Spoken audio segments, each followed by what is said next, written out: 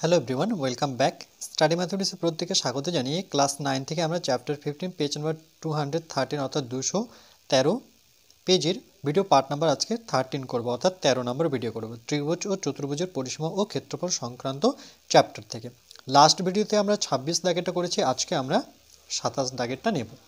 ওকে, কি বলেছে দেখো 27 নাম্বারটা বলছে, পৃথাদের গ্রামে ত্রিভুজাকৃতি উদ্যানের 3টি ধারের দৈর্ঘ্য যথাক্রমে 25 মিটার, 39 মিটার ও 56 মিটার। আমরা যদি ওই উদ্যানের 56 মিটার দৈর্ঘ্য ধারের উপর বিপরীত কৌণিক বিন্দু থেকে লম্ব বরাবর পাঁচিল দিই, তাহলে পাঁচিলের দৈর্ঘ্য কী হবে হিসাব করে লিখি। দেখো এখানে 3টা বাহু আলাদা আলাদা মাপের আছে, তার মানে সেটা কি বিষমবাহু ত্রিভুজ। ওকে, এ বি সি ডি এটা কিন্তু বিষমবাহু ত্রিভুজ।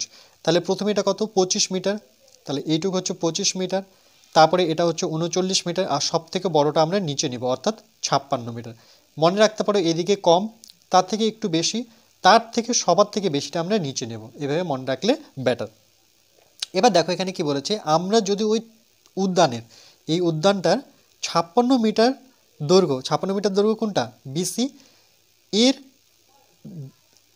56 মিটার দীর্ঘ ধারের অপর বিপরীত কৌণিক বিন্দু, এর যে অপর বিপরীত কৌণিক বিন্দুকে সেটা দেখতে পাচ্ছি এ, মানে এই ধারের বিপরীত এ আছে, কৌণিক বিন্দু থেকে লম্ব, এই যে লম্ব দিয়ে টেনেছে সেটার নাম কি দিল ডি, বরাবর পাঁচিল, এটা একটা পাঁচিল মানে আলাদা করলো এদেরকে ডি, তাহলে পাঁচিলের দৈর্ঘ্য কী হবে বলছে, এর দূরত্বটা কত হবে। এরকম অঙ্ক আমরা করেছিলাম।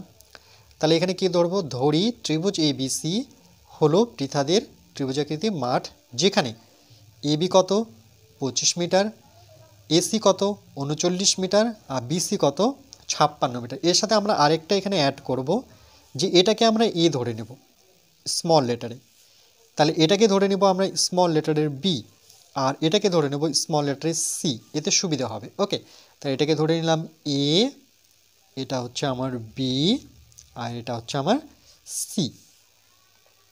তাহলে দেখো ত্রিভুজ এবিসি এর অর্ধপরিসীমা আমার সূত্র কি জানি, অর্ধপরিসীমার সূত্র দেখো, সেটা হচ্ছে অর্ধপরিসীমা যদি ডাইরেক্ট বের করতে চাই তাহলে আমরা কি করব, 2s/s, মানে বিষমবাহু ত্রিভুজের পরিসীমা সবসময় 2s একক হয়, আর যখন অর্ধপরিসীমা বের করব তাহলে 2s-কে 2 দিয়ে ডিভাইড করলে সেটা অর্ধপরিসীমা পাবো।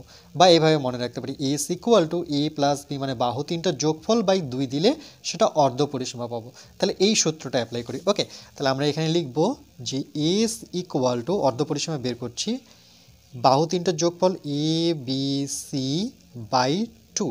ওকে, তাহলে s বেরোবে, তাহলে a কত এখানে 25, b কত 39, সি কিন্তু 56, এই যে দেখো, আর নিচে কত 2, তাহলে 25, 39, 56 যদি যোগ করে নিই, দেখো 56 তার সাথে 39 তার সাথে 25, তাহলে কত হচ্ছে দেখো 9, 6, 15, 15 5 20, 20 শূন্য, হাতে থাকলো 2। ওকে, 5 3 8, আর 2 10, 11 12, তোমরা যোগ করে নেবে 120।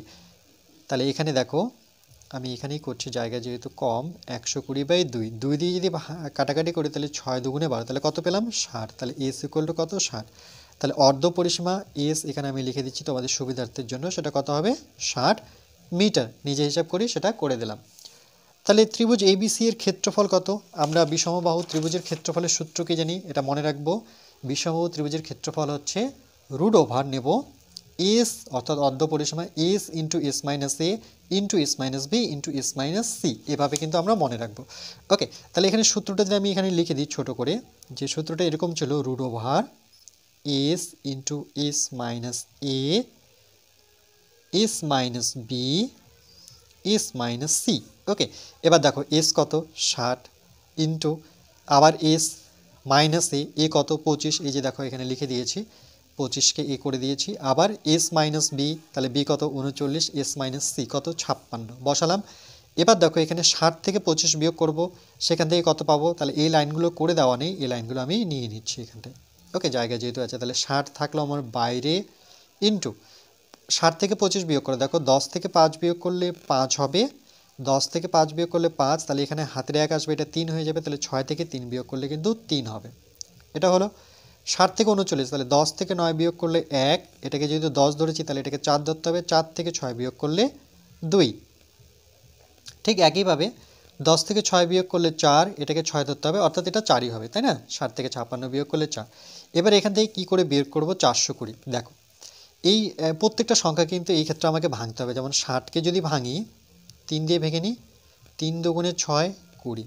আবার এটাকে 2 দিয়ে ভাঙি, 2 অক্ষ 2, 0, 10। আবার 2 দিয়ে ভাঙি, 5 দুগুণে 10। ওকে, এটাকে 60কে ভেঙে আসলো। তাহলে আমরা কি করব? 60কে ভেঙে কি কি পেয়েছি? 3, ওকে, একটা 3 পেয়েছি, দুটো 2 পেয়েছি, আর একটা 5 পেয়েছি। ঠিক একইভাবে 35কে তো বিজোড় সংখ্যা দিয়ে ভাঙানো যায়, 5 7 35, আর কোনো এখানে অপশন নেই। 21কে ভাঙানো যায় 3 7 21, আর 4কে ভাঙলে পরে 2 দুগুণে 4। ওকে, এখানে গুণ চিহ্ন দিচ্ছে ছোট করে। এবার এখান থেকে কি কি বেরোবে দেখো, কটা 3 আছে দেখি? দুটো, সেখান থেকে একটা 3, দুটো 2 থেকে একটা 2, আমরা এগুলো জানি। দুটো 5 থেকে একটা 5, দুটো 7 থেকে একটা 7, দুটো 2 থেকে একটা 2। তাহলে এবার যদি গুণ করি, 3 দুগুণে কত? 6, 5 6 কত? 30। তাহলে মনে রাখবো এই পর্যন্ত কিন্তু 30 আসলো, আর 7 দুগুণে কত? 14। তাহলে 30 আর 14 মানে 3 14 কত? 42। ওকে, আর এখানে 0টা লাগিয়ে দিলে কত পাচ্ছি? 420। দেখো 420 বর্গ মিটার। বর্গ কথাটা আসবে যেহেতু ক্ষেত্রফল বের করছি, 420 বর্গ মিটার।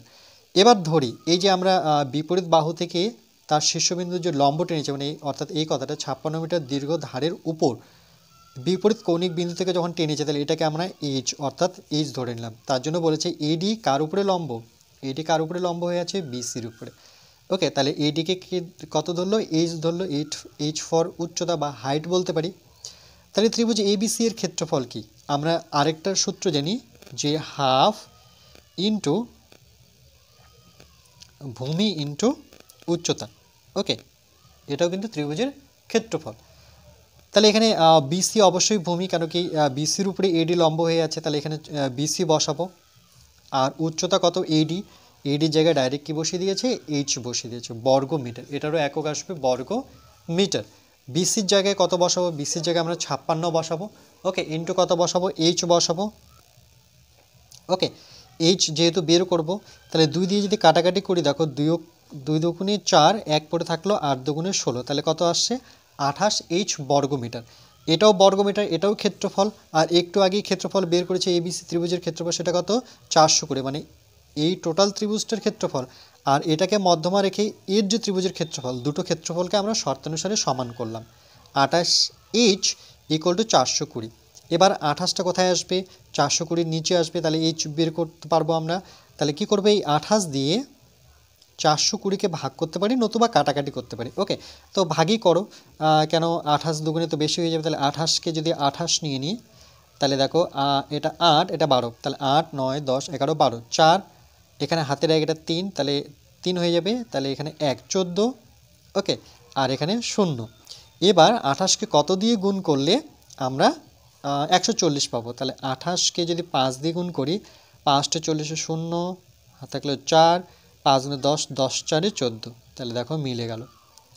অর্থাৎ 28কে যদি আমরা 15 দিয়ে কাটাকাটি করি, তাহলে কিন্তু আমরা এটা পাচ্ছি। ওকে, ক্লিয়ার? মানে 28কে 28 প্রথমে নিলাম, তারপরে 5 দিয়ে কাটলাম, তাহলে এটা কত আসলো? 15। তাহলে পাঁচিলের দৈর্ঘ্য কত হবে? 15 মিটার। অর্থাৎ এই যে পাঁচিলটা দিয়েছে, উদ্যানের যে পাঁচিল, দুই দিকে দুটো আলাদা সাইড করার জন্য একটা পাঁচিল আমরা বাড়িতে অনেক সময় দিয়ে থাকি, সেটার হাইটটা কত হাইট লাগছে? তার হাইট অর্থাৎ উচ্চতা লাগছে 15 মিটার। ওকে, বোঝা গেছে নিশ্চয়ই? তাহলে এখানে কি কি মনে রাখতে হবে? এই ত্রিভুজের ক্ষেত্র হাফ ইন্টু ভূমি ইন্টু উচ্চতা, আর বিষমবাহু ত্রিভুজের ক্ষেত্রফল এটা S into root over S into S minus A S minus B into S minus C. Okay, এগুলো যেহেতু বইয়ে করে দেওয়া আছে সুন্দরভাবে, জাস্ট আমি ওটাকেই একটু ভালোভাবে বুঝিয়ে দিচ্ছি, আমি এগুলো পেজে নিচ্ছি না। ওকে, যেগুলো নিজে করে থাকবে সেগুলোতেই আমি একমাত্র পেজে করব। ওকে, এরপরে নেক্সট পার্ট নাম্বার 14তে আমরা বাকি যে আলোচনাটা আছে সেটা পার্ট নাম্বার 14তে করব।